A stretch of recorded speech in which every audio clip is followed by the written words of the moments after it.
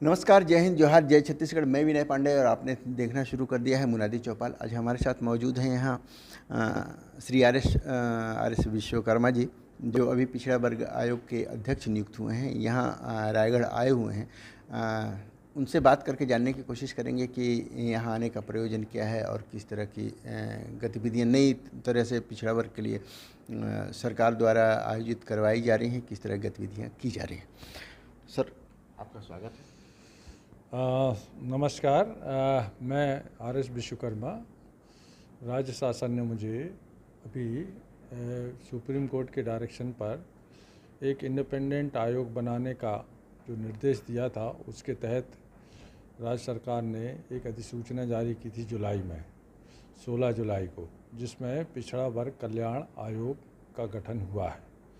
उसमें 7 मेंबर बनाए गए हैं और मेरे को उसका अध्यक्ष बनाया है।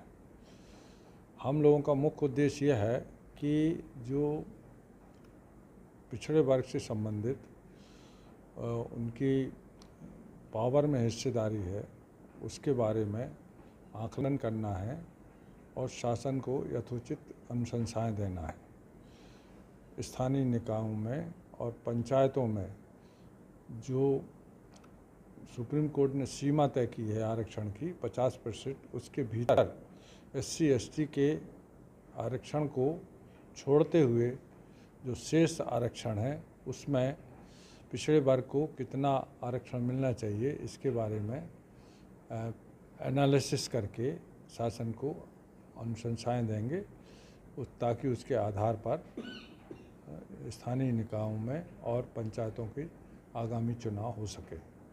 उसी परिप्रेक्ष्य में और भी आयोग को मैंडेट दिया हुआ है, जिसमें पिछड़े वर्ग कल्याण के लिए आर्थिक, सामाजिक, शैक्षणिक स्थिति का आकलन करना, उनके बच्चों को कौशल उन्नयन के लिए सुझाव देना तथा समाज में और बेहतरी के लिए उनका क्या किया जा सकता है, उसकी अनुशंसा देने का काम आयोग के उद्देश्य में शामिल है। और उसी परिप्रेक्ष्य में हम लोगों ने ये दौरा रखा है। आज पूरा आयोग के सभी सदस्य यहाँ आए थे और उन्होंने जिला कार्यालय में एक बैठक ली है, जिसमें विभिन्न विभागों में पिछड़े वर्ग के लोगों को किस किस सरकारी और भारत सरकार की योजनाओं में लाभ प्राप्त हुआ है, उसके बारे में आकलन किया है। यही काम हम अब अगला जसपुर ज़िले में करेंगे, फिर बलरामपुर में करेंगे, अंबिकापुर में करेंगे और सभी ज़िलों में जाकर इस तरह की समीक्षा करेंगे। ये जातिगत जनगणना की जो बात होती है, जातिगत जनगणना, तो एक तरह से ये माना जाए कि पिछड़ी जाति का एक तरह से सेंसस टाइप का ही हो रहा है। कितना, किसकी कितनी हिस्सेदारी है, किसकी कितनी भागीदारी है, किसका कितना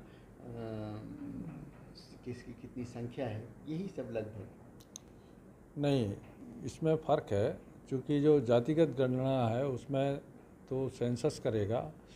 हमारे यहाँ 1931 में जातिगत जनगणना हुई थी और अभी इसके बाद जनगणना नहीं हुई है।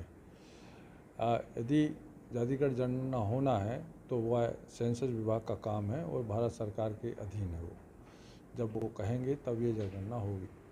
हमारा तो केवल सीमित उद्देश्य है कि जो पिछड़े वर्ग हैं, जिसमें कि 95 जातियाँ छत्तीसगढ़ में शामिल हैं, उनकी क्या हिस्सेदारी है, उसको हमें देखना है। सर, अभी आपने कहा था कि कुछ अपील करना चाहते हैं जो जातियों के जो संगठन हैं और जो जातियों पे जो कुछ लोग स्टडी कर रहे हैं पिछड़ी जातियों पर खास करके, उनके बारे में, तो क्या है ये अपील आपको?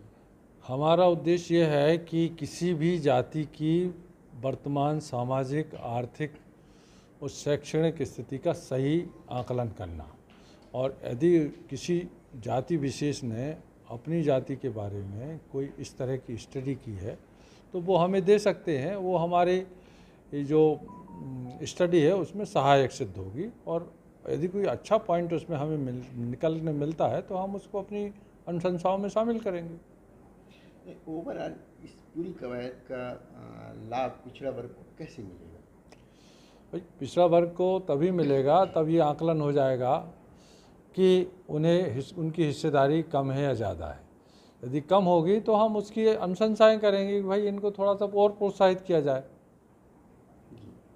और जैसे इसमें एक चीज़ और भी बातें आती हैं कि कुछ जातियों को ज़्यादा हिस्सेदारी मिल गई है, कुछ जाति अभी तक उनको बहुत ज़्यादा फ़ायदा नहीं मिल पाया है। तो क्या ऐसे में भी हम देखेंगे कुछ क्रीमी लेयर तो नहीं कहते इसको, लेकिन ये है कि कुछ जातियाँ जो वंचित रह गई हैं ऐसी चीज़ों से, तो उनको भी हम प्रोत्साहित करें, उसको भी आगे लेकर जाएं। भाई हमारा काम है अनुशंसाएं करना, किसको क्या देना है, किसको कितना हिस्सेदारी होगी, ये तो शासन का काम है।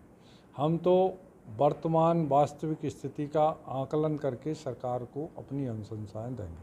ये पूरे छत्तीसगढ़ में कवर या पूरे छत्तीसगढ़ के बारे में। सर, ये कितने दिनों का ये आयोग का कार्यकाल है? कितना अभी आयोग का 3 महीने का कार्यकाल है, सीमित कार्यकाल है, और यदि सरकार ने स्पष्ट कहा है कि यदि आपका काम पूरा नहीं होगा तो उसको बढ़ाएंगे। Thank you sir.